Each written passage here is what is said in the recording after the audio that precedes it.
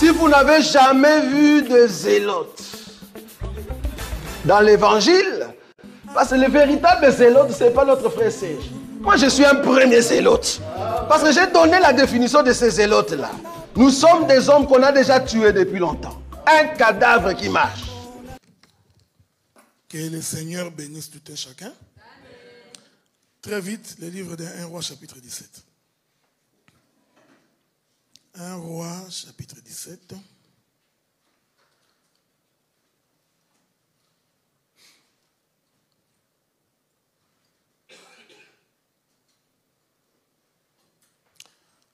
Nous allons prendre à partir du verset 3 et nous essaierons d'aller jusqu'au verset 8. Nous lisons au nom du Seigneur. Pars d'ici, dirige-toi vers l'Orient et cache-toi près du torrent de Kérit, qui est en face du Jourdain. Tu boiras de l'eau du torrent et j'ai ordonné aux corbeaux de te nourrir. Là, il partit et fit selon la parole de l'Éternel.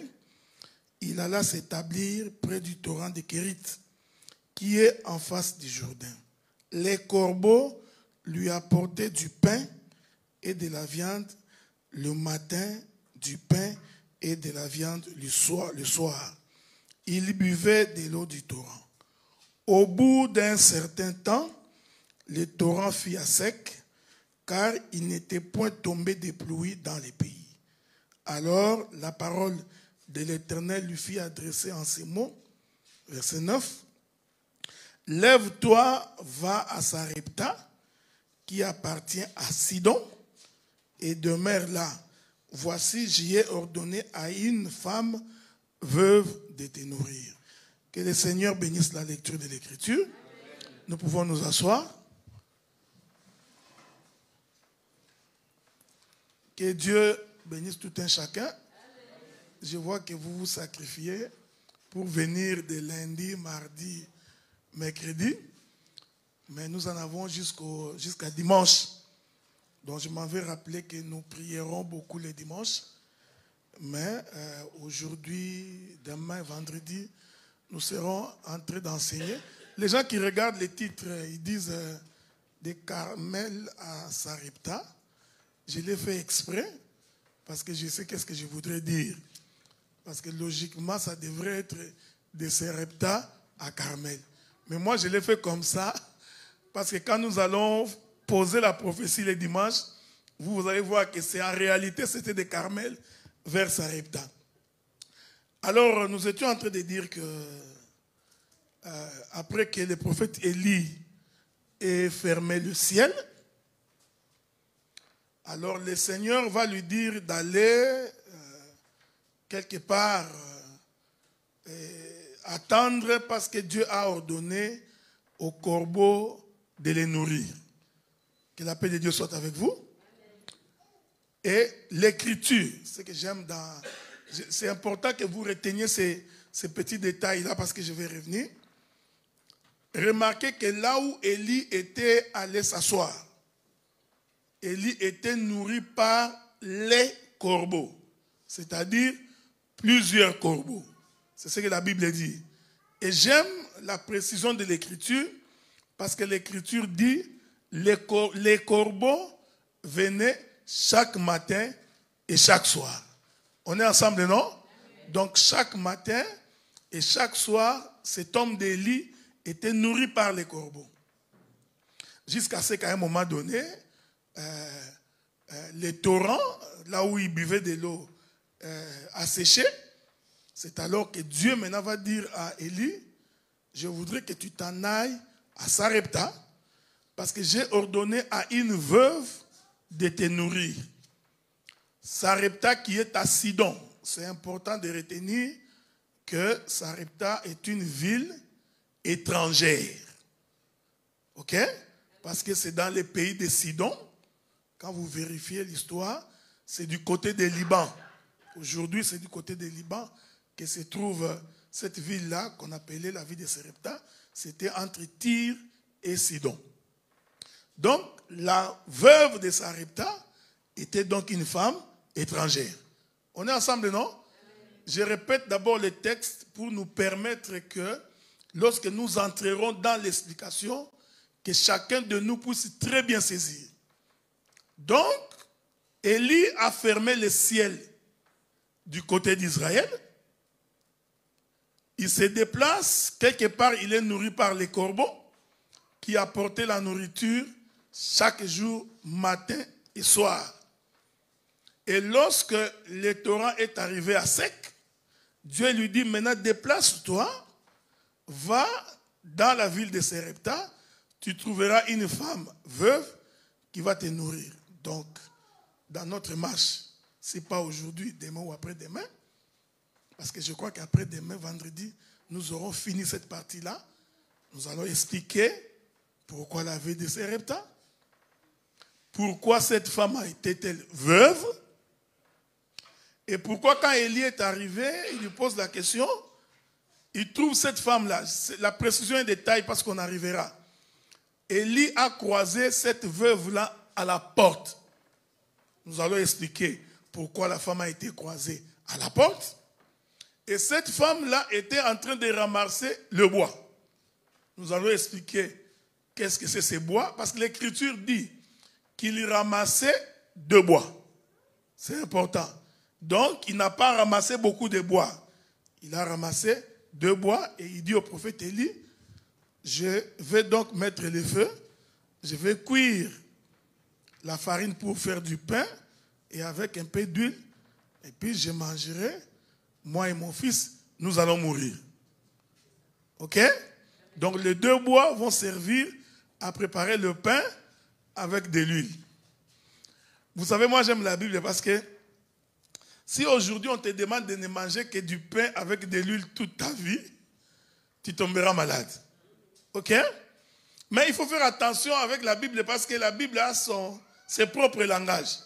Vous savez, un jour dans les pays d'Égypte, le roi va faire un songe.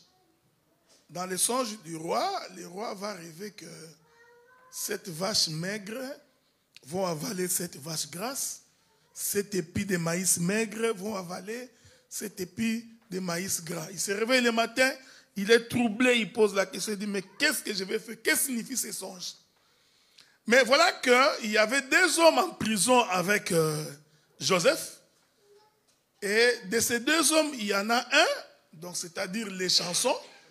Je vais vous relater d'abord l'histoire pour que vous compreniez. Quand Joseph s'est retrouvé en prison, il y a eu 2 individus qui ont fait 2 rêves. L'un a rêvé, dans son premier rêve, il explique, Joseph lui dit, c'est le panetier. Joseph lui dit, toi, tu mourras. On est ensemble, non? L'autre, c'était les chansons. Les chansons, c'est celui qui sert le vin au roi. Les chansons aussi fait les rêves, parce qu'en fait, les 2 rêves, c'est les mêmes rêves. Joseph lui dit, toi, tu ne mourras pas. Tu vas être rétabli dans la maison du roi. Que la paix de Dieu soit avec vous. Je voudrais que vous reteniez ce que j'avais dit les premiers jours quand j'ai commencé lundi. C'est très important. Dans les 2 rêves, le premier rêve concernait la mort, parce qu'il lui a dit que toi, tu mourras. Est-ce qu'on est ensemble? Celui à qui on avait dit qu'il mourra, c'est le panetier. Le panetier, c'est celui qui fait du pain. Mais l'autre qui avait rêvé, on dit que c'était les chansons, c'est celui qui faisait du vin. À celui-là, Joseph a dit, toi, tu ne mourras pas. Donc, ce songe ici reprend 2 éléments. Il reprend le corps et l'esprit. Je vais aller tout doucement pour que vous puissiez comprendre. Parce que le pain, c'est le corps. Ce n'est pas moi qui dis, c'est Jésus. Avant sa mort, il prit du pain, il dit à ses disciples, ceci est mon corps. Ok? Donc le corps, c'est le pain. Donc le panetier à qui l'on avait dit que tu mourras, le songe voulait dire, le corps va mourir. Bon, je vais descendre pour que chacun de nous puisse comprendre. Voilà pourquoi tout celui qui met son espérance dans la chair, qu'il met son espérance dans le corps, il doit savoir que le corps a la promesse de retourner dans la terre. Si vous comprenez ces choses, vous n'allez pas vous battre pour les choses terrestres. Est-ce que vous me comprenez? Parce que tout ce qui est terrestre retournera dans la terre. Donc le panetier, son songe et sa mort voudraient tout simplement répéter l'écriture que Dieu avait dit à Adam. Il dit, Adam, le jour où tu mourras, non, le jour où tu mangeras, tu es poussière, tu retourneras dans la poussière. En d'autres termes, il voulait lui dire, tu mourras. Est-ce qu'on est ensemble? Je vais rentrer un tout petit peu pour que vous compreniez. Mais Adam n'était pas seulement terrestre. Parce que pour créer Adam, Dieu a d'abord pris la poussière de la terre. Mais la Bible dit, jusque-là, Adam n'était pas un être vivant. Ok? Pour que Adam devienne un être vivant, l'Éternel a dit souffler dans Adam. Donc, le souffle de l'Éternel, c'est ça l'esprit de Dieu dans l'homme. Donc, l'homme est composé de deux éléments. L'homme est composé de la partie terrestre, tirée de la terre, et de la partie céleste, qui est le souffle de l'Éternel. Voilà pourquoi nous croyons. C'est le corps qui a reçu la promesse de retourner dans la terre. Mais l'esprit ne peut pas retourner dans la terre parce que l'esprit n'a pas été tiré de la terre. Et comme l'esprit vient de l'Éternel, il faut que quand nous sommes sur la terre, que nous soyons capables de nourrir notre esprit. Parce que l'esprit a la promesse de rentrer au ciel. On est ensemble. Le panetier, tu mourras, mais les chansons, tu ne mourras pas. Les sons, je voulais dire, le panetier, c'est le corps qui va mourir. Les chansons, c'est l'esprit qui doit rentrer dans la maison de l'Éternel. On est ensemble. Je vais encore ajouter un autre élément. Les chansons, c'est celui qui fait du vin. Alors, les gens qui aiment le vin, vous allez me supporter un peu. Mais nous voulons parler du vin de la Bible. Ok? Moi, j'ai toujours donné un conseil aux frères. J'ai dit, mon frère, si tu aimes le vin, bois le vin. Mais ne va pas prendre le verset de la Bible pour justifier le fait que tu prends du vin. Parce que le vin de la Bible a des langages bizarres. Est-ce que vous me suivez? Donc, bois calmement. Laissez-nous tranquilles avec notre Bible. Hein? Laissez Dieu tranquille avec cette histoire ici. Parce que le vin de la Bible, non, ce n'est pas le vin Bordeaux que vous prenez ici en France.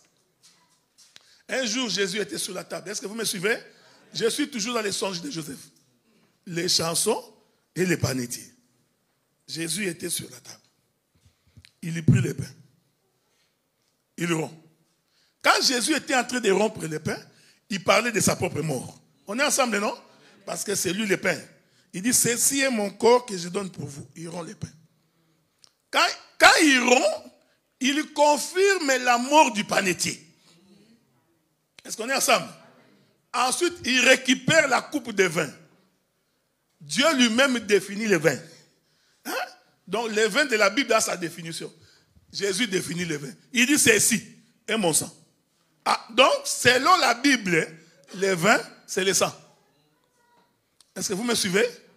Oh, il y a une écriture qui dit dans Deutéronome, la vie se trouve dans le sang. Est-ce que vous me comprenez? Je voudrais vraiment que vous saisissiez cela parce que je vais rentrer dans les jardins. L'écriture dit dans Deutéronome que la vie se trouve dans le sang. Donc quand nous voyons le sang, nous voyons la vie.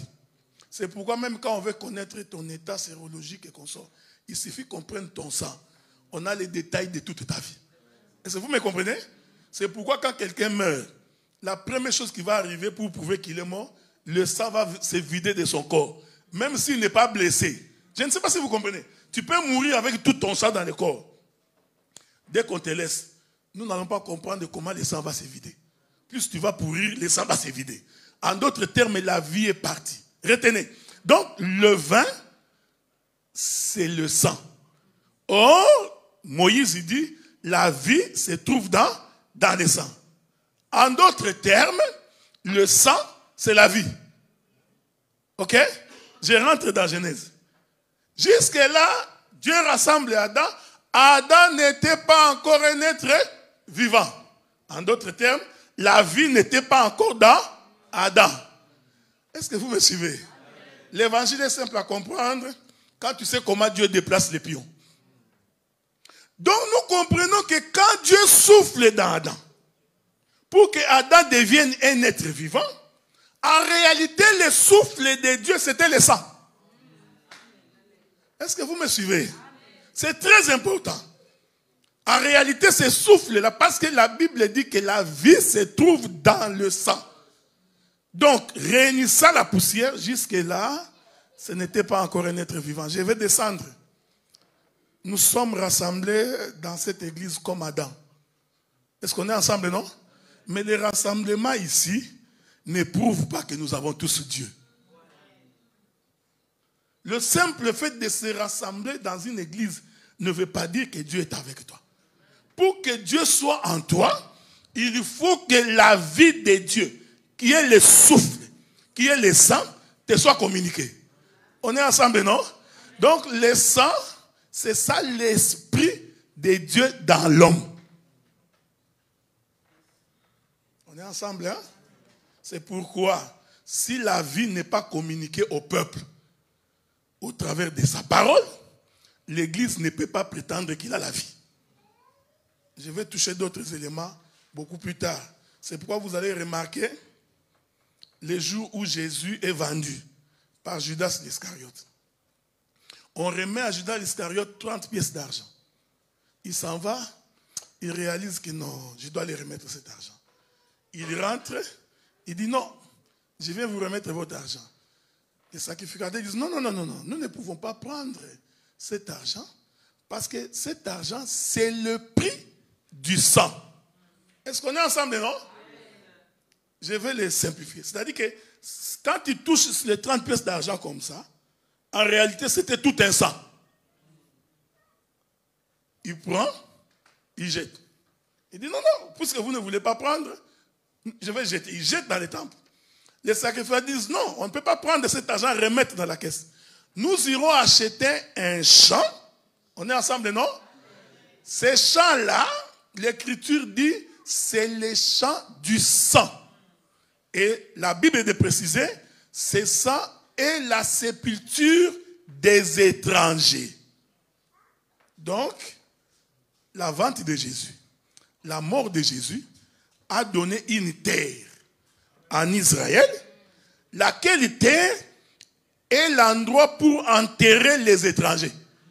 Donc si un étranger veut mourir avec espérance de ressusciter, il faut qu'il soit enterré dans ce champ-là qui est le tombeau des étrangers.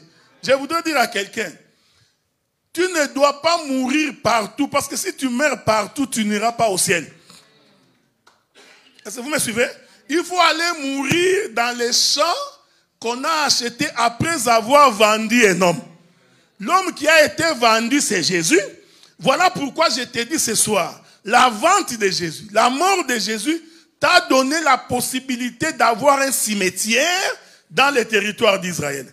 Pour que le jour de l'enlèvement, que tu puisses être enlevé avec le Seigneur. Est-ce que vous me suivez? Mais je vais y revenir. Parce que si tu es un étranger, il faut que ton cadavre soit ramené. Ton cadavre doit faire un déplacement de là où tu es pour être enterré en Israël. Vous retenez cela? Alors, le panetier meurt. Il est l'explication de la mort de Jésus, de sa chair. Les chansons qui sortent, c'est l'esprit. Je vais ajouter un élément. C'est pourquoi, sur la croix, pendant que Jésus voulait mourir, il va crier, mon Père, pourquoi m'as-tu abandonné? Est-ce que vous me suivez, hein? Celui qui criait que mon Père, pourquoi m'as-tu abandonné? C'est le panetier. C'était le corps.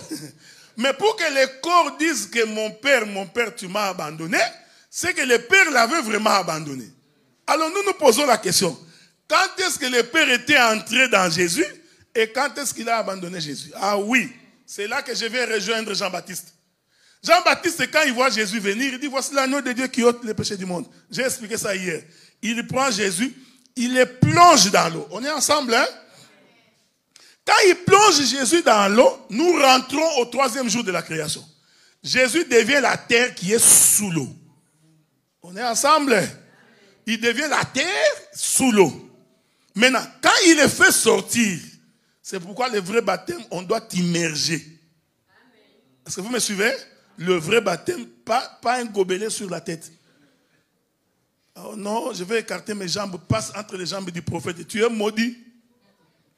Tu es en train de te faire maudire. Nous allons sauter les drapeaux. Tu sautes le feu, tu vas être brûlé. Le vrai baptême, il faut mourir, descendre et ressusciter. On est ensemble, hein? C'est très important. Il prend Jésus, il met dans l'eau. Quand Jésus rentre dans l'eau, je voudrais vraiment que les gens qui ont commencé avec nous lundi sachent que tout ce que j'ai dit, je suis en train de mettre ensemble ce que j'avais dit. Si tu n'as pas été là et que tu n'as pas suivi, tu auras des difficultés. Quand il rentre dans l'eau, quand il sort, il devient le 3e, la terre qui est sortie des eaux le 3e jour. Maintenant, je vous avais dit hier, quand la terre sort des eaux, pour créer Adam, il faut que Dieu mette la vapeur. Hein? Une vapeur doit s'élever, se jeter pour que le corps prenne une forme. C'est pourquoi quand Jésus sort, il devient comme la terre sortie des eaux. Il faut que le Saint-Esprit descende. Je vous avais dit que l'Esprit, c'est la vie. Hein? Le ciel, la Bible dit que le ciel s'ouvrit. Jean-Baptiste vit le Saint-Esprit, comme une colombe, descendre sur lui. Et une voix se fit entendre des cieux. Retenez, la voix se fit entendre des cieux. C'est lui-ci. Nous sommes en France, non? Le pays de Macron. Vous parlez français? En bon français. Si la voix se fit entendre des cieux, la voix devrait dire, c'est lui-là. Mais la voix n'a pas dit ça. La voix a dit, c'est lui-ci. Or, quand on dit c'est lui-ci, c'est-à-dire c'est celui qui est à côté de toi. Parce que si je voudrais parler au frère Yannick, je dirais, c'est lui-là. Mais s'il était ici, je dirais, c'est lui-ci. Est-ce que vous m'écoutez? La voix se fit entendre des cieux, mais la voix ne dit pas que c'est lui-là. La voix dit, c'est lui-ci. Ah, j'ai compris que la voix qui se faisait entendre des cieux était sur la terre. Est-ce que vous me suivez? Salomon a répété ça. Salomon, quand il construit le temple, il finit. Il fait une prière de dédicace à l'Éternel. Il dit, Éternel Dieu. Parce que la Bible dit qu'après avoir construit le tabernacle, Dieu est descendu, il est entré. Parce que Salomon avait dit, Dieu, je vais te construire une maison. Je voudrais que tu viennes habiter. Parce que depuis tout ce temps-là, Dieu était vagabond. Il n'avait pas où habiter. Salomon dit, non, laisse-moi te construire une maison pour que tu viennes habiter. On est ensemble, non? Il construit la maison. Faites attention. La maison qu'il construit, c'est le panetier. C'est le corps du panetier. Hein? Il faut faire attention. C'est le corps du panetier. Il construit la maison, mais le panetier ne peut pas être seul. Il faut qu'il soit avec les chansons. Les chansons, nous disons, c'est l'esprit, c'est Dieu lui-même. Quand il finit, la colonne descend. Rentre dans la maison. Donc, Dieu a quitté le trône. Il est dans la maison. Donc, quand tu regardes la maison comme ça, tu comprends que, l'Éternel Dieu est ici. Et Salomon fait la prière. Il dit, Éternel Dieu, je t'ai construit une maison. Alors, je voudrais que tu me confirmes que tu vas habiter ici. Dieu apparaît à Salomon sur la montagne de Gabaon. Il dit, j'ai exaucé ta prière. Désormais, j'habiterai dans cette maison. Et j'aime Dieu. Il dit, j'habiterai éternellement dans cette maison. Ce qui fait que même jusqu'à aujourd'hui, Dieu est dans cette maison. Attention, de quelle maison nous parlons? Parce que ce temple-là est déjà détruit. Mais moi, je sais que ce que Dieu dit est vrai. Quand il dit j'habiterai éternellement, Dieu n'a pas menti. C'est nous qui n'avions pas vu qu'est-ce que Dieu voulait dire. Je vais vous donner un exemple ici. Les gens quand on a étudié, il y avait ce qu'on appelait en géographie la rotation et la translation.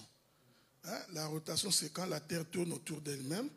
Et la translation, c'est quand la Terre tourne autour du Soleil. Je vais vous dire une chose. Bon, laissons les géographes à côté.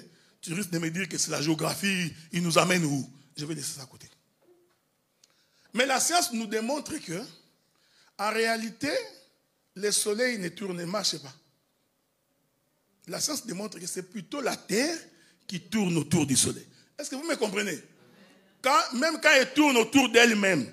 Mais lui, le soleil, frère, attention, le soleil ne marche pas. Faites attention de ce que j'ai dit, hein? Parce que je peux balancer la nuée des deux côtés. Quand toi, tu vois le soleil se lever, se coucher, c'est un langage. Mais dans le vrai sens du mot, le soleil n'a pas bougé.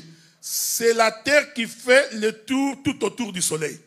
Et pendant que la terre fait le tour, dans sa translation, il y a une partie où elle n'est plus éclairée. Une partie est éclairée. En translatant, il y aura une autre partie qui va être éclairée et l'autre partie n'est pas éclairée. Est-ce que vous me suivez? C'est comme ça qu'aux États-Unis peuvent être la nuit. Ici, on est pendant la journée. J'avais dit à quelqu'un, j'ai dit au pasteur avant-hier quand on causait, j'ai dit, quand la Bible dit que Jésus viendra la nuit, comme un voleur, de quelle nuit il s'agit? Parce que quand vous êtes une nuit ici, nous de l'autre côté, on est la journée. Alors maintenant, quand tu vas au Congo, en Afrique, va prêcher l'hiver. Parce qu'il y a l'hiver dans la Bible. La Bible dit que ces jours-là ne te surprennent pas en hiver. Les Congolais, les Ivoiriens, les Camerounais sont contents. Ils disent, ah, comme ici, il n'y a pas d'hiver. Donc nous, ça ne va pas nous surprendre. Non, Dieu parle d'autres choses. Est-ce que vous me suivez? Je répète.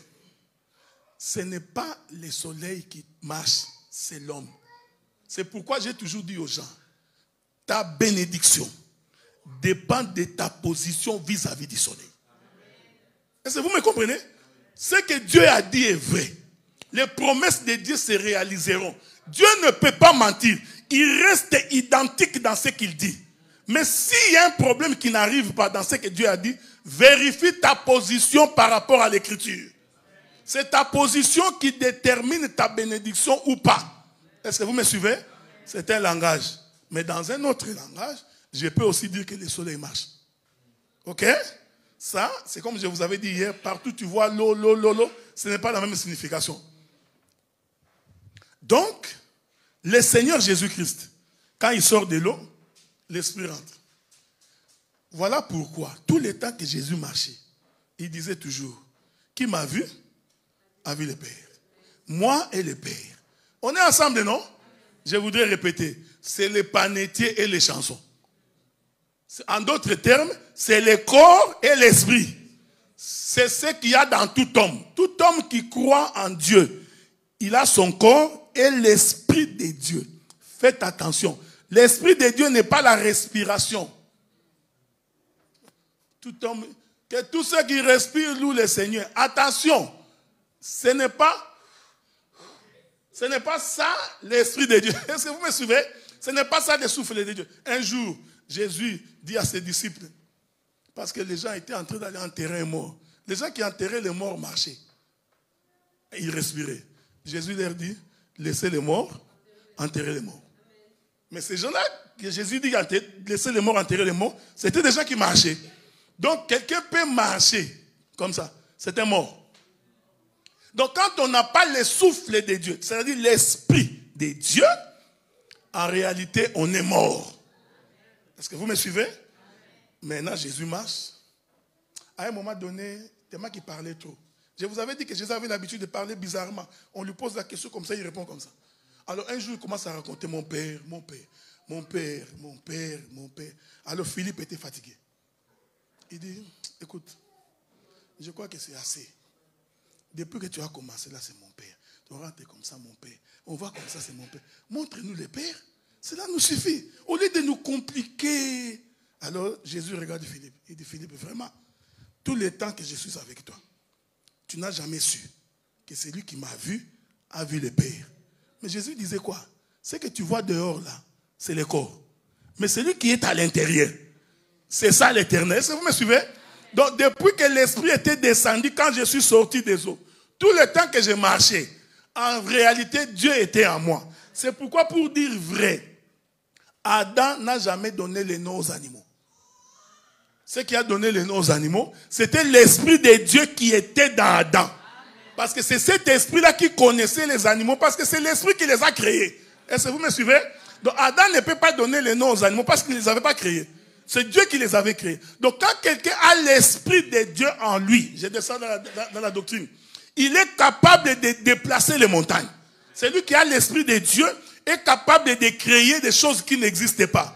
Parce que ce n'est pas lui, mais c'est l'Esprit de Dieu qui est en toi.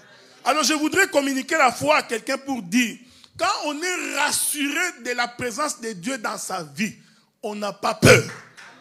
Parce qu'on sait que Dieu est capable de déplacer les montagnes. Est-ce que vous me voyez? Il dit, si quelqu'un a la foi comme un grain de sénévé, il dira à cette montagne, ôte-toi de là, jette-toi dans la mer. Nous ne te demandons pas d'aller déplacer Kilimanjaro. Parce qu'il ne va pas tomber dans la mer. Ok? Ce que Dieu appelle montagne, il dit ce sont les difficultés, les dominations, les principautés. Tu as la foi, tu es capable d'appeler des choses du néant pour qu'elles viennent à l'existence. Pour autant que l'Esprit du Seigneur est sur toi. Jésus marche, il avait toujours l'Esprit. Mais regardez quand il arrive sur la croix. Parce qu'il faut que les panetiers meurent et que les chansons montent dans les palais royaux. C'est pourquoi sur la croix, Jésus, avant de mourir, il fait 2 déclarations. Il en a fait plusieurs, mais j'ai pris 2. Père, pourquoi m'as-tu abandonné? Quand il disait ça, c'est les panetiers. Ensuite, il va ajouter, Père, entre tes mains, je remets mon esprit. Ah, donc sur la croix, il y a eu 2 événements. Il y avait un corps qui a été abandonné, qui a crié, Père, pourquoi m'as-tu abandonné? C'est ce corps-là qui est descendu dans le séjour de mort. Mais il y en a un autre qui est allé entre les mains du Seigneur. C'est ça les chansons. Est-ce que vous me suivez? Alors, les chansons arrivent dans la maison du roi. Quand le roi a eu un songe, il lui dit, je connais quelqu'un. J'ai pris le Saint-Esprit que même quand tu passes des difficultés, que tes moments de difficulté puissent servir de témoignage pour le salut de quelqu'un d'autre. Que tes combats, tes défis, soient pour toi un appui pour dire que le Seigneur m'a soutenu. Vous savez, frère, il faut que tu passes des moments difficiles pour que tu saches prier. Pour que quand tu pries à Dieu, tu peux avoir les souvenirs de ce que Dieu a fait dans ta vie. Pour dire, éternel Dieu, quand j'étais en difficulté en telle année, j'étais imploré. Cette déclaration peut aussi fortifier quelqu'un d'autre. Dans la même situation que tu as, je suis passé par là, l'Éternel m'a soutenu. Est-ce que vous me suivez? Laisse que tes ennemis comprennent que l'Éternel t'avait soutenu au moment de ta souffrance et au moment de ta faiblesse. Les chansons, même lui, Joseph, ne savait pas qu'un jour, il verrait le roi Pharaon. Un bienfait n'a jamais été oublié. Vous savez, quand vous faites du bien, ne faites pas le bien pour qu'on te le retourne. Non, ça, c'est pas faire le bien. C'est lui qui fait le bien, il le fait gratuitement. Le bien que tu accomplis peut te payer plus tard. C'est pourquoi même dans la vie, il faudrait éviter des conflits. Évitez d'avoir des ennemis. Parce que vous ne connaissez pas l'avenir. Vous ne savez pas. C'est pourquoi Jésus avait dit, bénissez même vos ennemis. Faites du bien. Quand ton ennemi te demande de l'eau, vous savez frère, ton ennemi te demande de l'eau et tu lui donnes quand même de l'eau. Si tu n'as pas l'Esprit du Seigneur, tu ne le feras pas. Mais Dieu sait. Pourquoi? Parce que le bien que tu fais payera. Si ça ne te paye pas, ça payera pour tes enfants, ça payera pour tes petits-enfants. Cet homme-là à qui Joseph avait dit que tu seras dans le palais royal, quand il est arrivé là-bas, il s'est souvenu. Il dit non, roi, il y a quelqu'un. Est-ce que vous comprenez? Un bienfait de Joseph a fait en sorte qu'il sorte de la prison. S'il n'avait pas donné l'interprétation de ces songes-là, probablement qu'il serait encore en prison. Mais à cause d'avoir donné l'interprétation à ces messieurs, et que l'homme s'est retrouvé dans le palais royal, quand il y a un problème, il s'est souvenu, il y a quelqu'un là-bas qui interprète les songes. C'est comme ça que Joseph sort, il vient interpréter les songes de Pharaon. Est-ce que vous me suivez? Regardez maintenant. Après avoir interprété, il dit à Pharaon, nous aurons 7 années d'abondance et 7 années de disette. Je vais vous éviter les détails du chiffre 7. Alors le roi pose la question, bon, qui est capable de gérer les pays pendant 7 ans pour que quand viendra les 7 autres années de disette, que nous ne manquions pas à manger? Si ce n'est pas Joseph. En plus, Joseph, il devient gouverneur. Vous savez ce que j'aime chez Joseph? Retenez ce que je dis parce que c'est dans la maison de la veuve de Sarepta que nous sommes en train de partir. Joseph arrive, il leur dit, bon, pendant 7 ans, nous n'allons conserver que les blés. Oh, mais Joseph, on ne mange pas seulement que les blés. Est-ce que vous me suivez? Joseph n'a pas fait la conservation de la viande. Si c'était toi, tu allais mettre les poissons fumés, les poissons salés, mettez les ndolés, mettez. Est-ce que vous comprenez ce que j'ai dit? On n'a pas conservé la viande. Non. Joseph n'a pas conservé autre chose. Oh non, mettez en stock les haricots. Il n'y a qu'une seule chose que Joseph avait conservé, c'est les blés. Est-ce que vous me comprenez? Souvenez-vous, je vous avais dit que quand la pluie tombe, elle tombe pour donner de la sémence à la terre. Or, le blé est une sémence. Est-ce que vous me suivez? Regardez. Le blé est une sémence. Donc, tout ce que Joseph a conservé, c'était le blé. Or, avec les blés, on fait du pain. On est ensemble, non? Je vous avais dit ça la fois passée, je crois lundi. Jésus dit, je suis le véritable pain descendu du ciel. Mais je vous informe que pour faire le pain, il faut moudre les blés. Si le blé n'est pas moulu, pas de pain. Est-ce que vous me suivez? Donc il faut récupérer les blés, mettre dans un mortier. Tic, tic.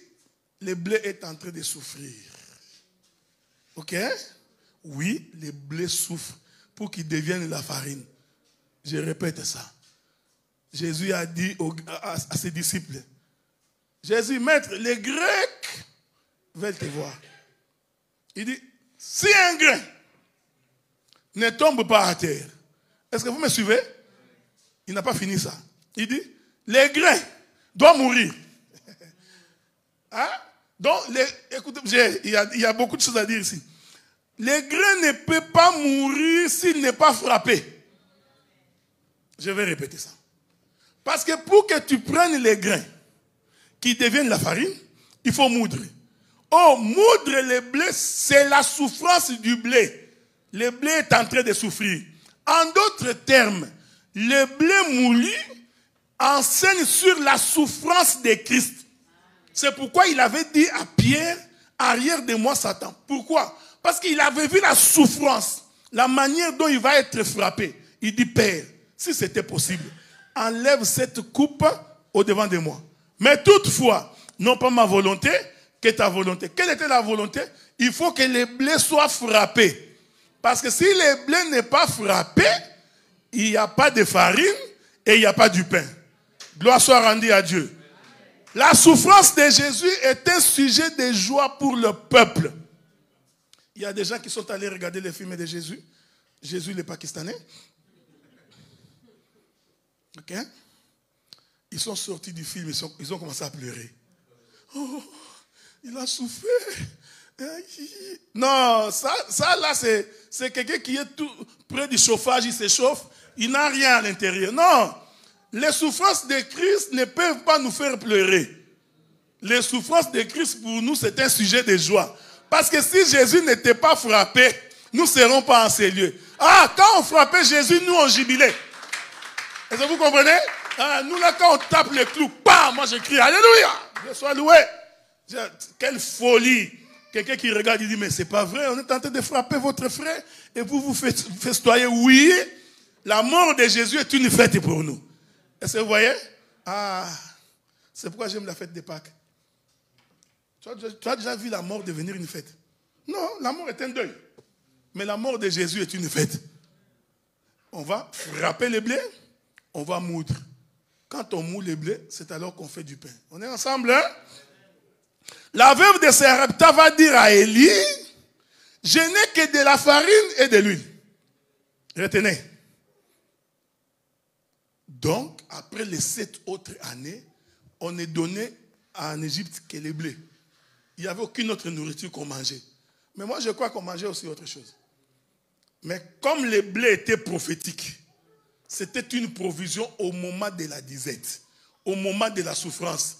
On ne mange pas autre chose que les blés. Or, les blés, c'est l'image de Christ qui est le véritable pain.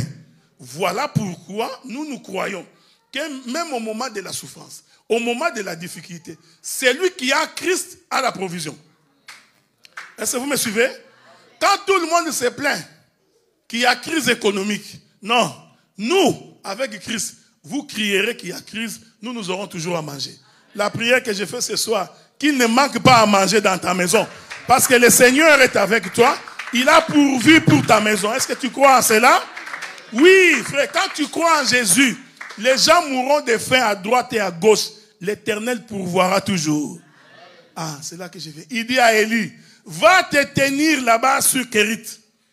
Moi, Éternel, je ordonnerai au corbeau de te nourrir chaque jour.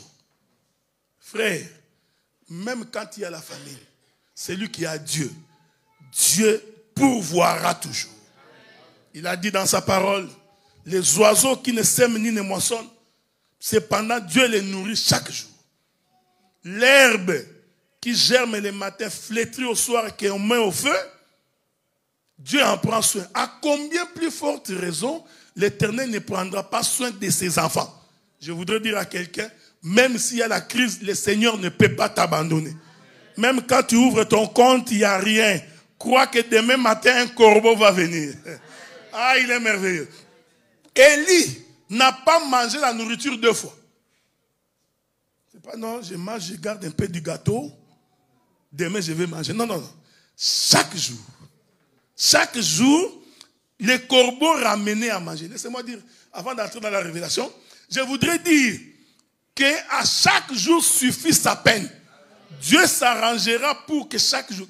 Reste attaché au Seigneur. Frère, je te dis que tu ne manqueras pas. On n'a pas le temps de donner beaucoup de témoignages. Il y a des jours, des fois comme ça. Je me souviens, juste, vous allez prêcher à Montréal. Il me restait quoi, 110 $ dans mon compte ou 115 là. Je mets le carburant, 60 $ parti. Le temps de manger un peu d'hamburger, 25 $ parti. Je mets l'offrande, il me restait 7 $. Bon, je démarre ma voiture, j'ai fini de prêcher, je rentre chez moi. Quand j'ai dormi, je me suis dit, bon, il me reste 7 $. Mais étonnamment, les détails comme ça, si je dis à mon épouse, elle va commencer à être stressée. Hein? Non, pourquoi tu t'es parti d'ailleurs? Il fallait rester. Non, j'ai dit ça, je ne dis pas. Je dors, parce que moi je suis un grand dormeur. Hein? Moi quand je dors, c'est jusqu'à 11h midi. Comme j'ai mon propre business, donc je peux commencer quand je veux, j'arrête quand je veux. Bon, parce que moi, je ne crois pas au pasteur chômeur.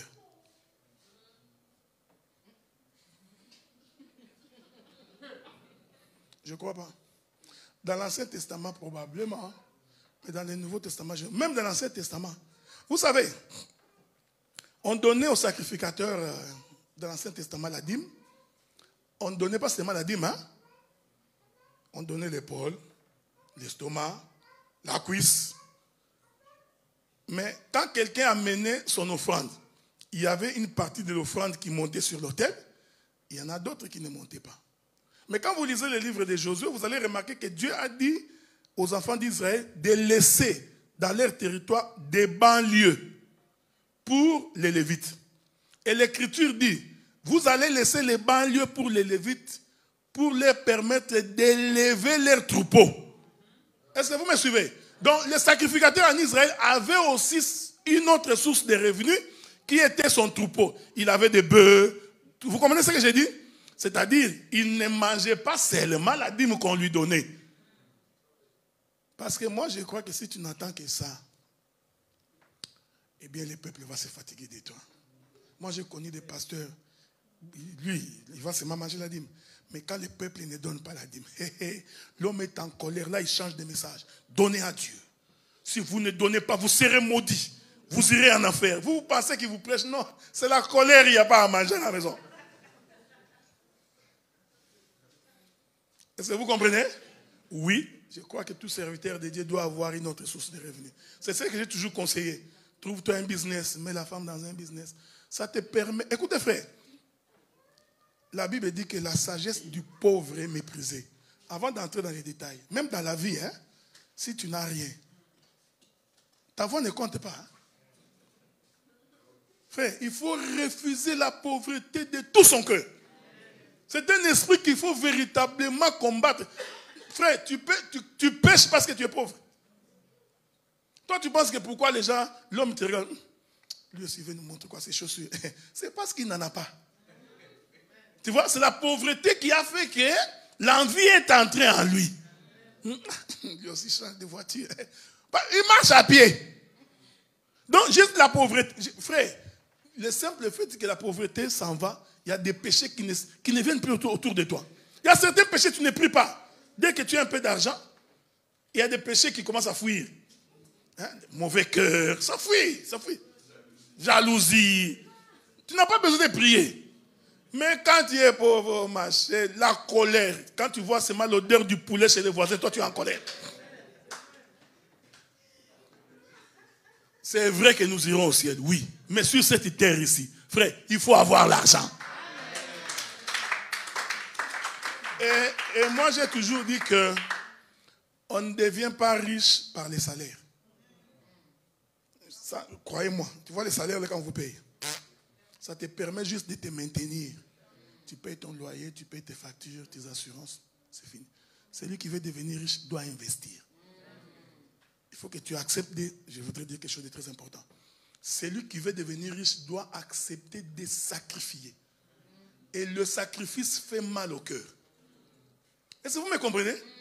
Le sacrifice doit te faire mal. C'est-à-dire que tu prends un 12 000 à la banque, 12 000 euros. Maintenant, tu te dis, je vais en Turquie, je vais me lancer en affaires. Si tu n'as pas la foi, tu ne peux pas. Parce que tu vas te dire, les 12 000 vont partir. Tu vois, mais ça prend beaucoup de courage, beaucoup de sacrifices, et ça prend la foi pour croire que ce que je vais jeter en dépensant, je le récupérerai. Si tu n'as pas la foi, tu ne le feras pas. Généralement, les gens qui prospèrent, ce sont des gens qui prennent des risques. Ah, il est merveilleux. Celui qui prend les risques peut obtenir. L'éternel Dieu sort de l'éternité. Dans l'éternité, il n'avait ni commencement ni fin de jour. On est ensemble, non? Maintenant, Dieu vient au commencement. Quand Dieu vient au commencement, Dieu avait peur. Parce que rentrer dans le commencement était un risque pour Dieu. Parce que rentrer dans les temps, comment Dieu allait sortir? Est-ce que vous comprenez ce que j'ai dit? C'est très important. Quand Dieu, parce qu'il était éternel, il n'avait ni commencement ni fin de jour. Mais la Bible dit au commencement. C'est-à-dire Dieu ouvre une fenêtre dans l'éternité. Maintenant, Dieu décide d'entrer dans cette fenêtre-là. Maintenant, il se pose la question, si j'entre, est-ce que je sortirai? Est-ce que vous comprenez ce que j'ai dit? C'est les risques qu'on prend. Si Dieu n'avait pas pris les risques, nous ne serions pas ici. Et si le diable savait que les risques que Dieu prend ici, qu'il allait s'en sortir, il n'allait pas le faire mourir. Le diable ignorait que sur la croix, pendant que lui croyait que c'est Jésus qui mourait, alors que c'était les œuvres du malin qu'on était en train de crucifier. Dieu regarde et dit, ouf, si j'entre ici là, je ne sais pas si je vais m'en sortir. Alors Dieu regarde, il dit, pour que j'entre et que je sorte, il faut que je donne ce qui est plus important pour moi. Sacrifice. Il y crée Adam. Suivez-moi attentivement. Pourquoi Dieu avait créé Adam? Dieu avait créé Adam parce que Dieu voulait rentrer dans les temps. Maintenant, il savait que comme esprit, il ne peut pas rentrer dans les temps au risque que les temps puissent le coincer. Maintenant, Dieu devait se trouver un corps qui va lui permettre d'entrer dans les temps, de sortir dans les temps sans qu'il soit retenu par les temps. C'est comme ça qu'il décide de créer Adam. L'homme, à son image, selon sa propre ressemblance. Il entre maintenant dans Adam. Est-ce que vous me suivez? Merveilleux. Quand il entre dans Adam, c'est ce que le diable n'avait pas vu. Le diable croyait que maintenant qu'il est entré dans un corps, c'est fini, je l'ai eu. Ce qu'il n'avait pas compris, Dieu avait prévu qu'il touchera le corps, mais il ne touchera pas l'esprit. Est-ce que vous me suivez? Cela a permis à Dieu d'entrer dans les temps et de sortir. Il a répété ça avec Noé. Noé, je vais détruire la terre. Mais pour que toi, Noé, écoutez, ce que Dieu fait avec Noé, Dieu parlait de lui-même. Est-ce que vous me suivez? Je vais répéter ça calmement parce que je trouve ça intéressant. Le problème, c'est que Dieu voulait détruire la terre. il dit à Noé, Noé, puisque je vais détruire la terre, je voudrais que tu construises une arche. On est ensemble, non? Pourquoi a-t-il construit l'arche? Parce que Dieu voulait éviter à Noé de mourir comme tout le monde. Parce qu'il savait que quand il va entrer, s'il entre comme ça, il va mourir. Il dit non, Noé, fais-toi l'arche. Mais Noé, quand il était debout, c'est Noé qui, dans sa tête, avait la pensée de l'arche. Personne d'autre ne savait ce que c'est l'arche. Même ses contemporains. Est-ce que vous me suivez? La conception de l'arche était dans Noé. C'est ce qu'était Adam dans la pensée de Dieu. Vous voyez ça? Maintenant, ce qui est dans Noé, Noé doit le matérialiser. On est ensemble, non? Il rend visible ce qui était dans sa pensée en créant l'arche. Mais pour créer l'arche, il va prendre les bois de la forêt. Or, les bois, c'est tout ce qui est terrestre. On est ensemble, non? C'est comme Adam, hein? Poussière de la terre. Une fois qu'il a fini de créer l'arche, qu'est-ce que Noé fait? Il ouvre l'arche. Lui-même entre dans l'arche. Le Père est dans le Fils. Est-ce que vous voyez ça? Donc, il a créé un corps qui, en réalité, est le propre corps de Noé. Parce que quand Noé entre, l'arche devient son corps. C'est ça la gymnastique que Dieu avait fait. Il est Dieu, le Fils était en lui. Les entrailles du Père. Il manifeste le Fils, qui est Jésus. Ensuite, selon Colossiens, en Jésus, habita corporellement la plénitude de Dieu. Après avoir créé Jésus, lui-même Dieu vient rentrer dans Jésus. Cette gymnastique-là, c'est ce que le diable n'avait pas vu. Maintenant, quand la pluie tombe, le diable pense qu'il a gagné. Noé est assis en paix. Est-ce que vous me voyez? Or, le voyage de Noé, pendant les déluges, c'est ça la marche de Dieu dans le monde.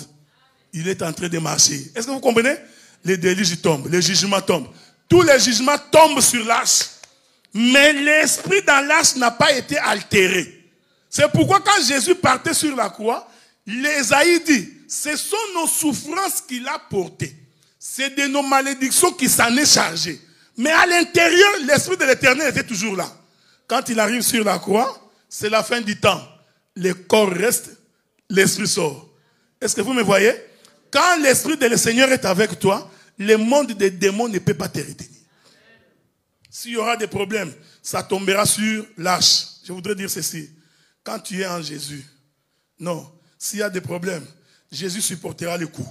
S'il y a la maladie, Jésus supportera le coup. Toi, à l'intérieur, tu seras en paix parce que Jésus est en train de te couvrir. Jusqu'à ce que tu quitteras ce monde et tu rentreras dans les cieux. Est-ce que vous comprenez cela? Regardez, bien-aimés dans le Seigneur. Le matin et le soir, Élie est en train de manger.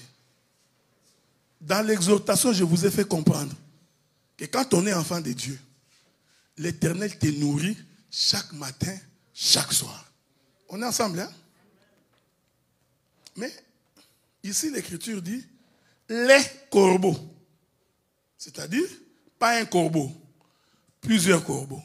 Et ces corbeaux-là faisaient le voyage du matin au soir. Du matin au soir. Que la paix de Dieu soit avec vous. Ici, je voudrais dire ceci. Quand vous observez les voyages des corbeaux qui viennent nourrir Élie, vous allez comprendre pourquoi les 6 premiers jours de la création, Dieu répète l'expression « il y a un soir, il y a un matin ». Il y a un soir, il y a un matin. Or, cette gymnastique-là, c'est la dispensation des différents voyages des corbeaux. Maintenant, vous vous posez la question, qu'est-ce que c'est les corbeaux? Dieu répond, il dit, les corbeaux, c'est celui qui t'apporte la nourriture. Est-ce qu'on est ensemble, non?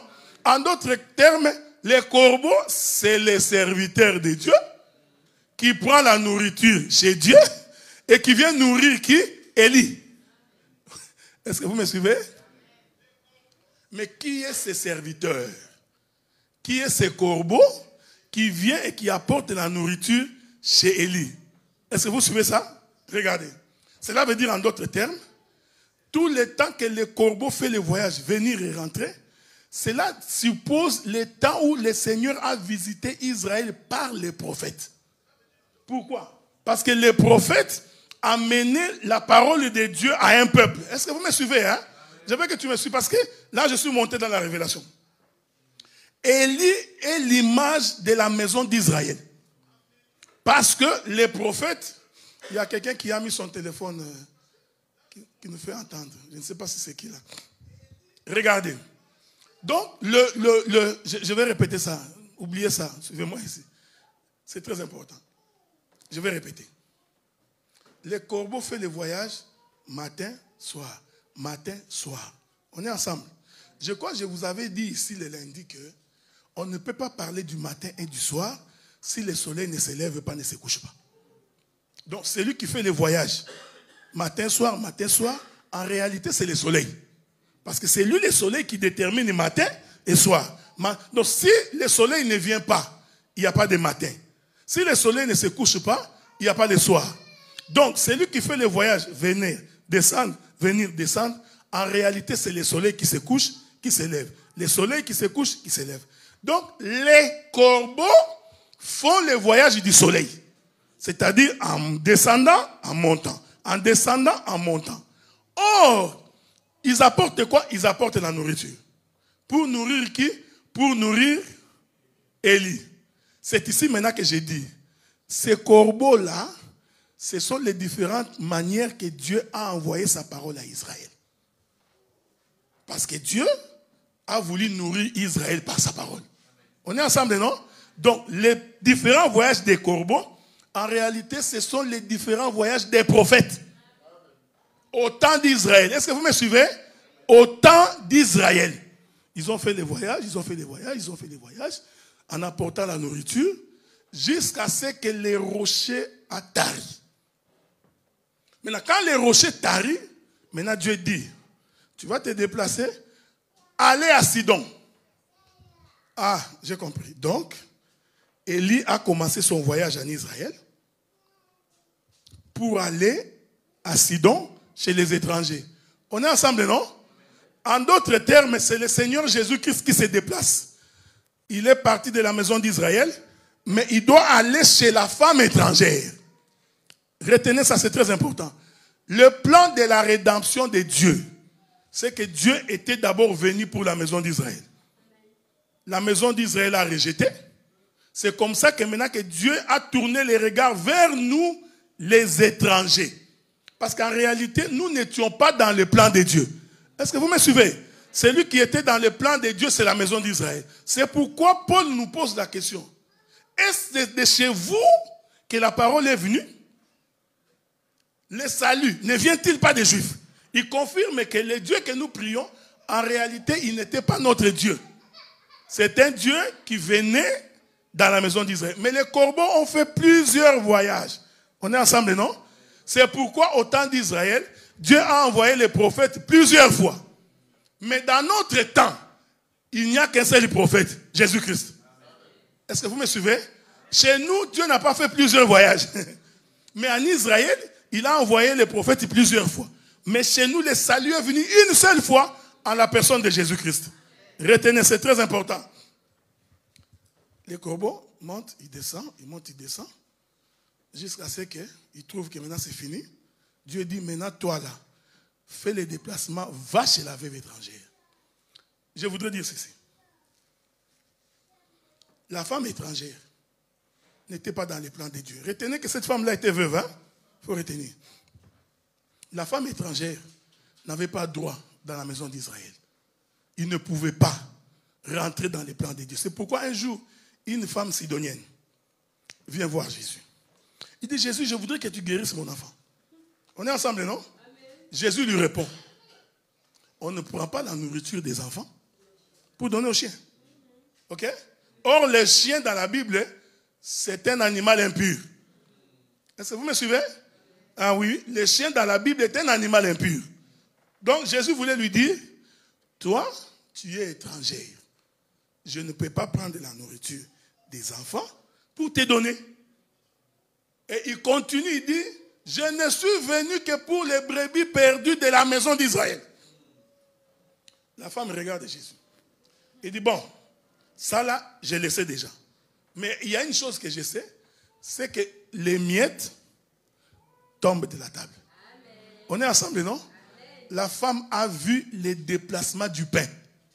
Quand il dit les miettes tombent, donc la femme a vu comment les miettes se déplacent pour aller tomber à terre. Hein? Est-ce que vous retenez ça? Donc la femme, quand Jésus lui parlait, en réalité Jésus lui disait, je suis assis sur une table avec les enfants. Vous me suivez? Donc Jésus ici, il s'identifie comme étant le père. Parce qu'il dit, on ne prend pas la nourriture des enfants. Donc il est le père assis avec ses enfants. Ils sont quoi? Ils sont en train de manger. On est ensemble, non? Ce temps-là, c'est le temps d'Israël. Maintenant, la femme prophétise sur la mort du pain. Il n'a pas dit que je sais que le pain tombe de la table. Non, ce n'est pas ce qu'il a dit. Il a dit le miette. On est ensemble. Mais pour avoir le miette du pain, il faut briser le pain. Parce que si vous ne brisez pas le pain, on ne peut pas avoir le miette. Quand la femme a dit les miettes, la femme a vu la mort du pain. Est-ce que vous me suivez? En d'autres termes, il a vu la mort de Jésus. Je voudrais dire ceci, frère. La mort de Jésus, c'est ce qui a occasionné le déplacement d'Élie vers la femme étrangère. On est ensemble, non? Quand l'Écriture dit que le rocher a séché, c'est-à-dire que le temps pour Israël est fini. Or, Dieu a tourné le dos à Israël sur la croix. C'est sur la croix que Dieu a tourné le dos à Israël. Je veux que vous me suiviez attentivement parce qu'il y a beaucoup de choses que je vais dire ici aujourd'hui. Jésus regarde cette femme. Il dit, c'est pas vrai. J'ai parcouru tout Israël. Est-ce que vous me suivez? Je n'ai pas vu une foi comme celle-ci. Retenez ce que je vous dis. C'est très important. J'ai lu ma Bible. Ma Bible me dit, la foi vient de ce que l'on entend. Ce que l'on entend vient de la parole de Christ. Maintenant, quand Jésus dit à cette femme que j'ai parcouru tout Israël, je n'ai pas vu une foi comme celle-ci. Quand est-ce que cette femme a été prêchée? Parce qu'elle ne peut pas avoir la foi si elle n'a pas entendu. Est-ce que vous me suivez? La parole, elle est merveilleuse. J'ai parcouru tout Israël, je n'ai pas vu une foi comme celle-ci. Mais Jésus se pose un problème. Cette femme est étrangère. Elle n'est pas juive. Est-ce qu'on est ensemble? En d'autres termes, elle ne connaît pas la loi. Elle ne connaît pas les commandements de Dieu. C'est une femme païenne. D'où a-t-elle trouvé la foi? Le Seigneur est merveilleux. Voilà pourquoi, quand Élie s'est déplacé, dans la maison de la femme étrangère, il y avait déjà du pain et de l'huile. Est-ce que vous me suivez? Les pains et l'huile qui étaient déjà dans la maison de cette femme-là, c'est ça la foi. Je répète ça parce que c'est très important. Ces pains-là, qui étaient dans la maison de cette femme-là, et l'huile, je vais revenir après. Parce que cette femme-là était étrangère. Quel est ce pain qui était dans cette femme-là avant qu'Élie ne vienne? Je voudrais dire à quelqu'un, quand on est enfant de Dieu et que l'on est sur la terre, on est déjà avec la sémence de Dieu en soi. Est-ce que vous me suivez? Même quand tu es païen, en toi là, il y a la sémence de Dieu. Quand tu étais païen, je vais le dire autrement. Vous savez, Jésus dit ceci. Mes brebis connaissent ma voix. Jésus n'a pas dit que mes brebis connaîtront ma voix. Hein? Il dit, il y en a encore plusieurs de mes brebis qui sont dans le monde, mais mes brebis connaissent ma voix. Dès qu'ils l'auront entendu, ils viendront. C'est-à-dire que les brebis là qui étaient dans le monde avaient déjà entendu la voix de Jésus. Est-ce que vous me suivez? Donc ils se sont retrouvés dans le monde, mais à l'intérieur d'eux, il y a la voix de leur Père. Il suffit seulement qu'on les rappelle. Ils viendront dans la bergerie. L'enfant prodigue a fait le même exercice. Il quitte la maison de son père. Il dilapide tout ce qu'il avait. À un moment donné, il s'est dit en lui-même. Est-ce que vous me suivez? Oui, oui. C'est dire en lui-même, c'est écouter la voix de son père. Il dit, pourquoi je souffre? Mais dans la maison de mon père, Est-ce que vous comprenez? C'est pourquoi nous avons la confession que tu ne peux pas aller au ciel si tu n'es pas venu du ciel. Voilà pourquoi on ne peut pas porter le jugement sur quelqu'un, tu iras en enfer.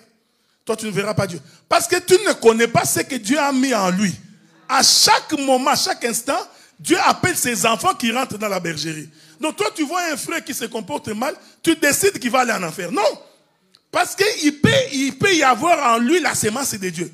Il suffit seulement qu'il l'écoute. Un jour, Adam pêche. Dès qu'Adam pêche, Dieu avait dit à Adam, le jour où tu mangeras, tu mourras. Adam pêche, il constate qu'il est nu. Dieu vient.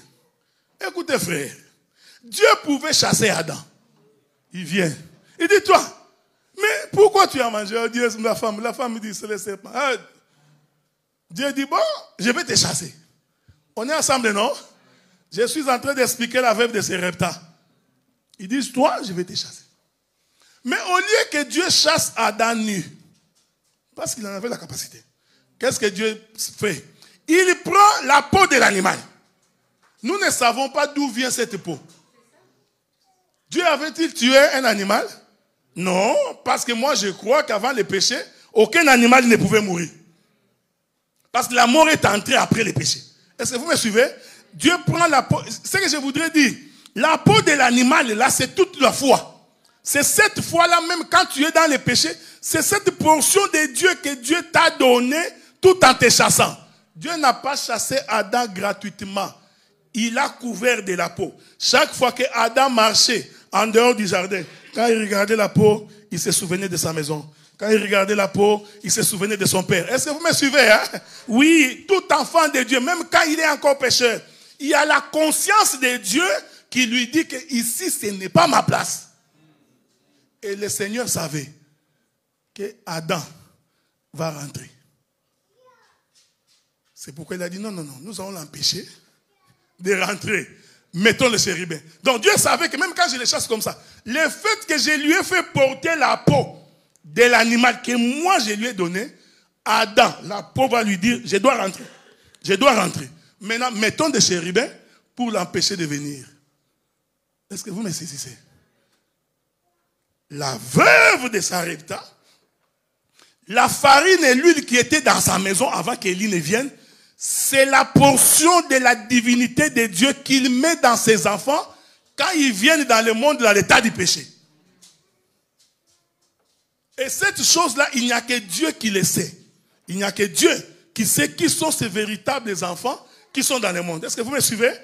Pour croire à l'évangile, on ne croit pas dans les néants. On croit parce qu'il y a déjà quelque chose de Dieu en toi. Quand tu vois, tu as le goût de la prière. Ne dis pas que c'est toi qui le veux. Tu vois? Ah, moi j'aime Dieu. Mon frère là, il n'aime pas Dieu. Moi j'aime. Non.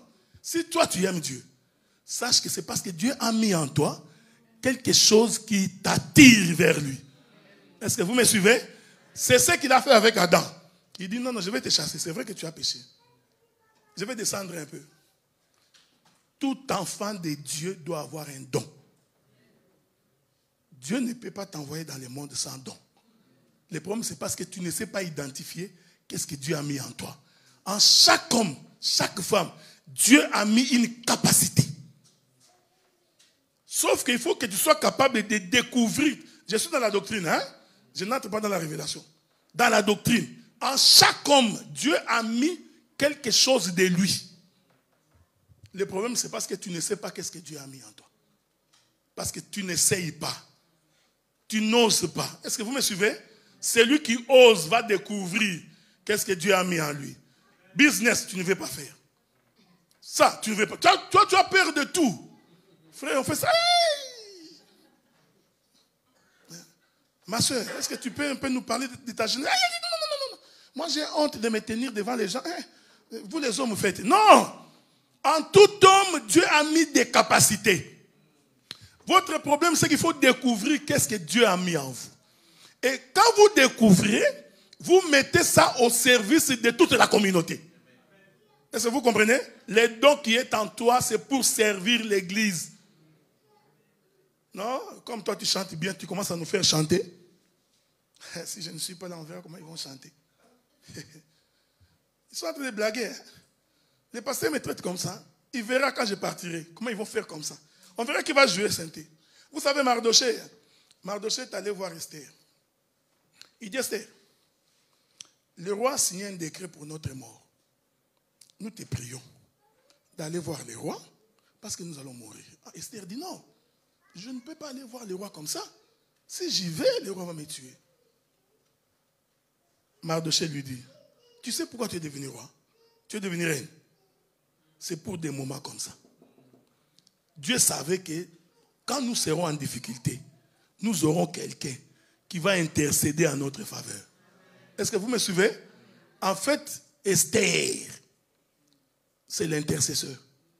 C'est Jésus. Nous avons auprès du Père un intercesseur qui intercède en notre faveur.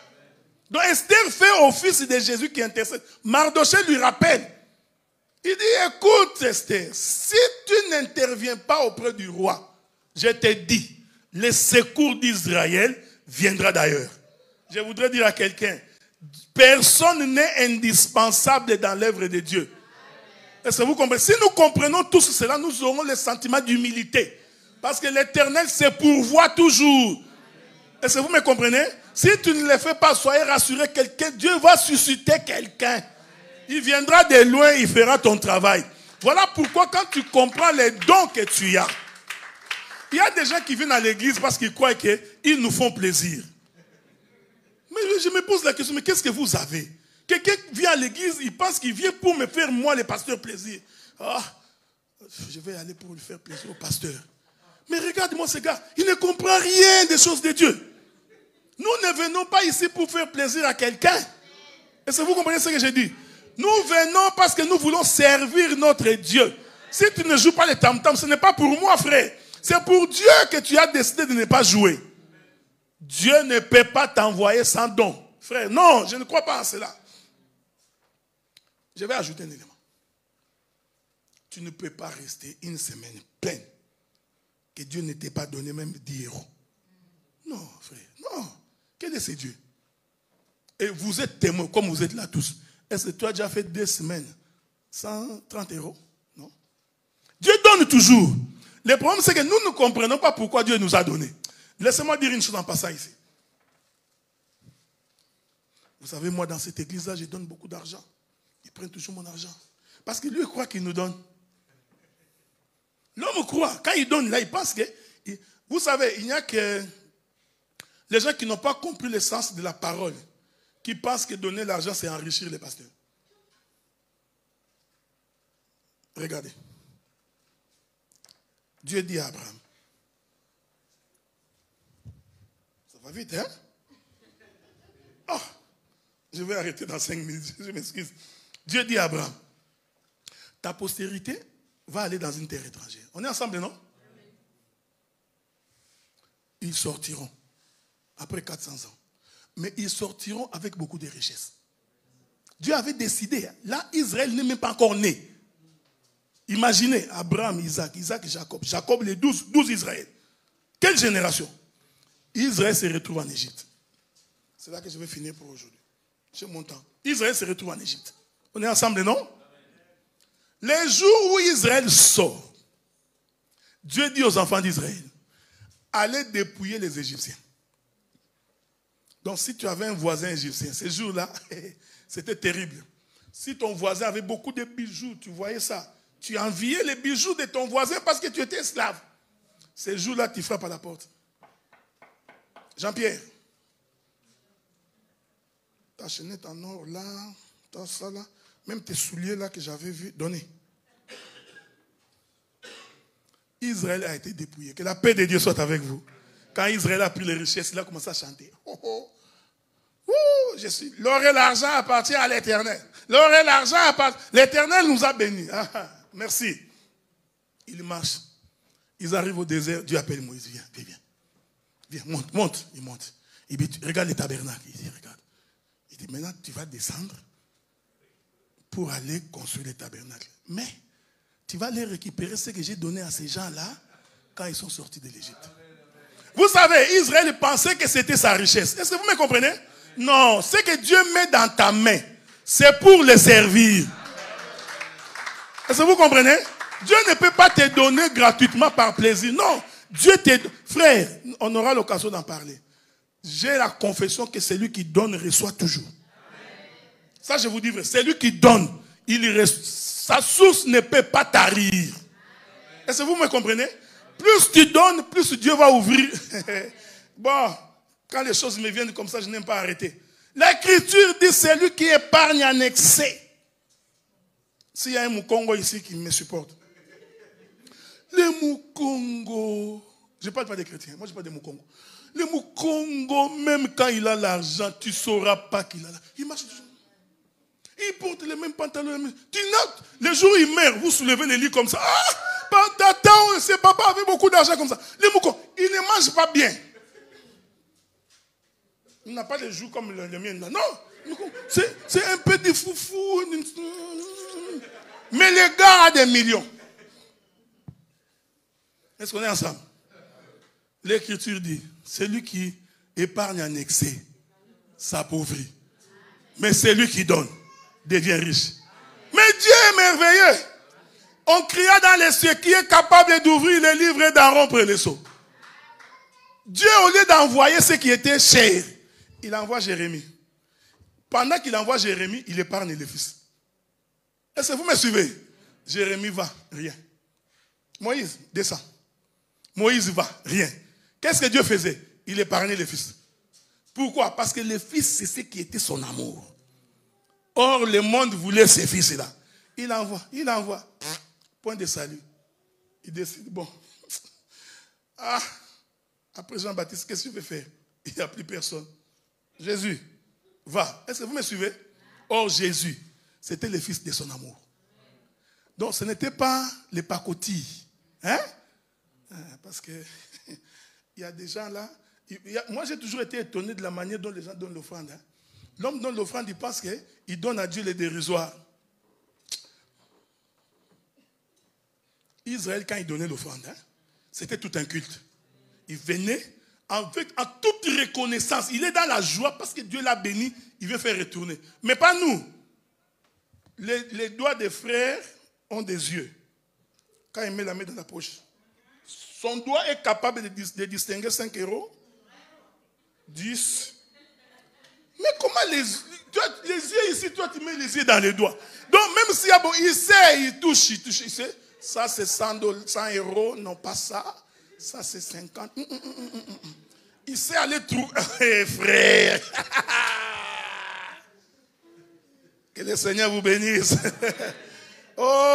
Écoutez, les jours où Dieu offre Jésus, je vous informe que le cœur de Dieu a pleuré. Parce que la Bible dit que le ciel s'est obscurci. La terre a tremblé parce que Dieu venait de donner le fils de son amour. Est-ce que vous voyez ça?